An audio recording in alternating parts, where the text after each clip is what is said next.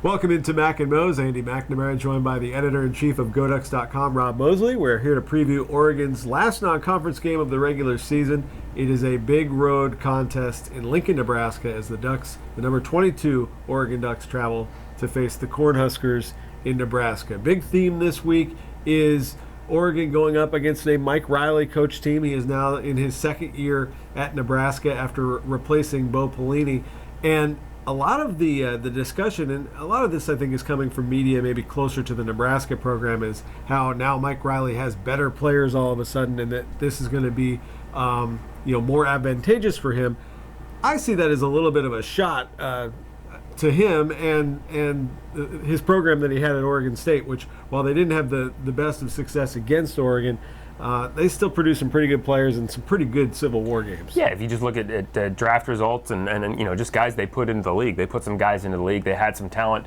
Some of those defenses Oregon was putting up points and yards against had some guys, had some names on it. So, but I do think too, man, even the Oregon guys you talk to say that schematically things look real familiar. If you're talking to a guy like Cameron Hunt or Tyree Robinson, who actually has some experience against those Oregon teams, those Oregon State teams, because they were around a couple years ago and playing, that things do look familiar, and that it is a higher caliber athlete. So I think they expect this to be all the challenge it's being billed as.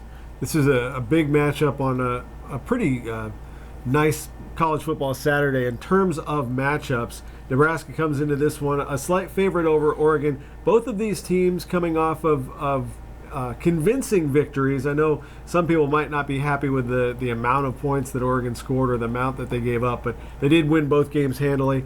Nebraska, similarly, playing lesser competition in their first two games, put up a lot of points. But they also, their defense has really been helping toward that end. Nebraska averaging 47.5 points a game, but nearly 40% of their points have come as a result of turnovers. They've produced 7 turnovers in 2 games, and that'll be an area that Oregon does not want to get into if they're going to be able to run against the Cornhuskers. Yeah, watching the Wyoming game, Nebraska's game with Wyoming last week, that was a game for a half. And then Wyoming really kind of the wheels started to fall off and kind of the snowball started going downhill and they couldn't stop it, and just turnovers and turnovers and turnovers. And so what do you make of that? It's a small sample size right now for both teams.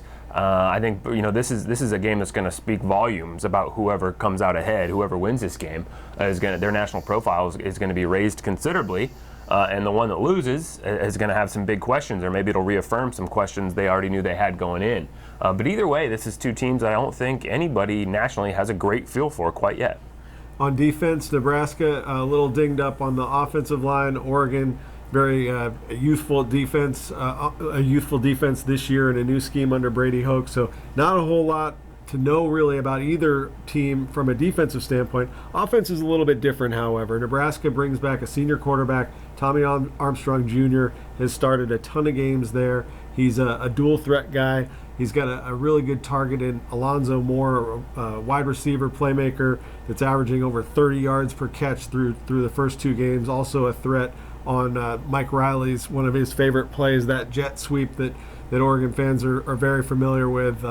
Brings back thoughts of James Rogers. But yeah. In the office today, the Pac-12 Network was actually replaying the 2007 Civil War. Thanks for that. So I wondered if, is that, a tip of the cap maybe to Mike Riley on Oregon-Nebraska week? It seemed like an odd choice, but we did get to see James Rogers, Patrick Chung take the wrong angle on him and win the game in overtime. But they do have playmakers on offense. This is a matchup, I think, at least from their standpoint, where they probably, like Oregon, feel like they're going to be able to score points. Yeah, and I would anticipate points being scored on both ways, because Oregon, frankly, offensively, it's hard to imagine anybody being able to slow that combination of skill players. But defensively, the Ducks have a lot to prove. They got gashed in the run. Now, as we talked about coming out of the Virginia game, Virginia's a team, kind of an air raid team that wants to spread you out and throw the ball down the field. And if they want to run between the tackles, you're probably okay giving that to them, particularly with the big lead Oregon built up. And so I think the anticipation is this is going to be a lot different challenge. Oregon can try to stack the box. That Nebraska's going to try to run the ball between the hash marks and run it right at you. But that jet sweep, fly sweep, whatever you want to call it, is the X factor. You can't just load up and expect everything to be coming straight at you defensively. I mean, they can really spread you out using that fly sweep, faking it, using it like in an option way as well. So, this is really going to be a test for Oregon's run defense, and they know that. I mean, they expect that based on the way Virginia ran the ball, Nebraska is going to try to expose some of the same elements and show them those to be actual weaknesses. Would you expect Oregon's defense at least to show more of a scheme like we saw against UC Davis then against this Nebraska team compared to last week against Virginia? And I asked that question because now 2 games in, you have some young guys on the Oregon defense that have a little bit more experience under their belts than certainly they did at kickoff against UC Davis, their first college game. But guys like Brendan Schooler that maybe the coaches would trust a little bit more in coverage situations now 3 games in.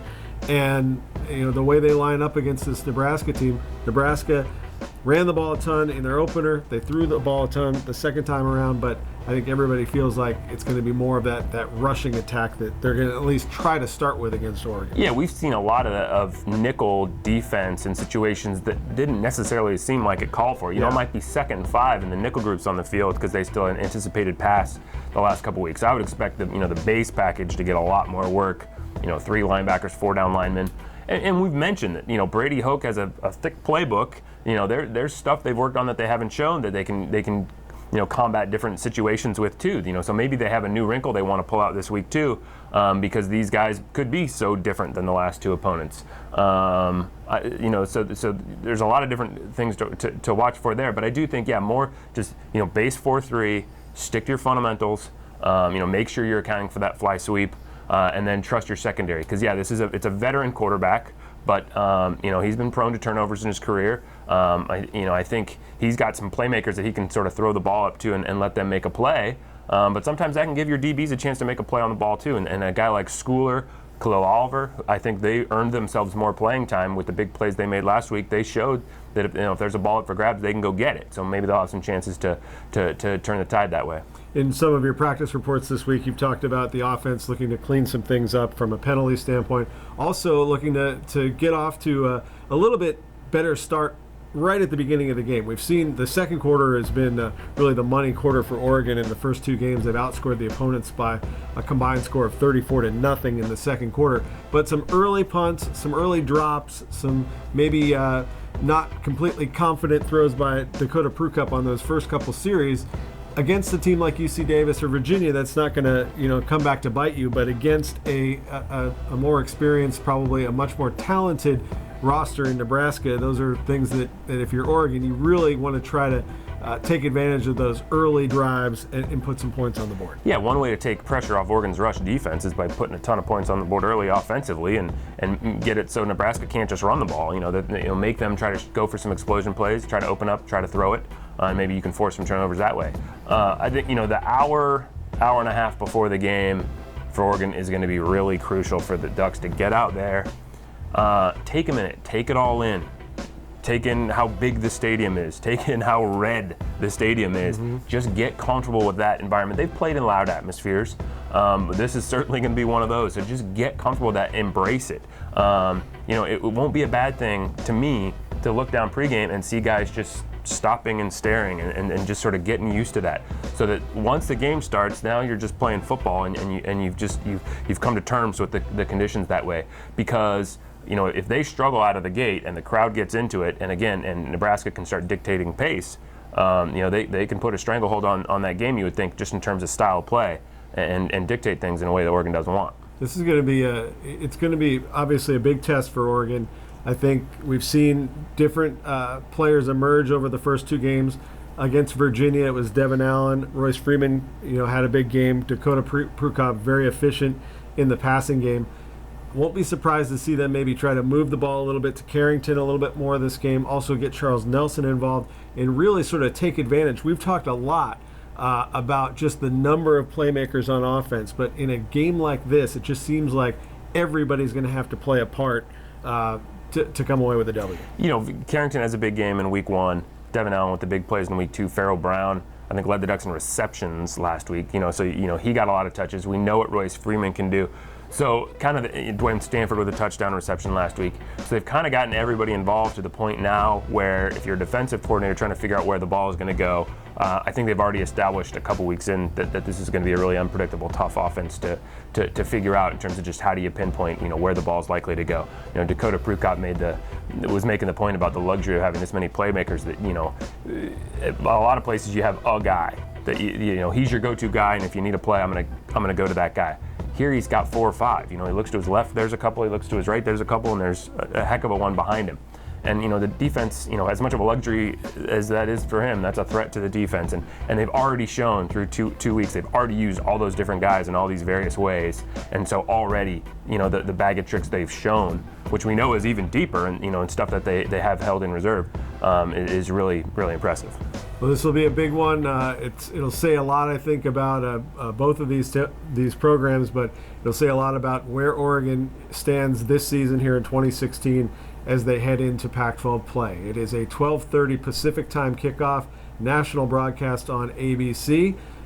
So tune in, and we'll be back next week to wrap it all up. In the meantime, if you have questions, anything you'd like to ask of us, hit us up on Twitter. I'm at McNamara UO. He is at Duck Football. Until next time, we'll see you.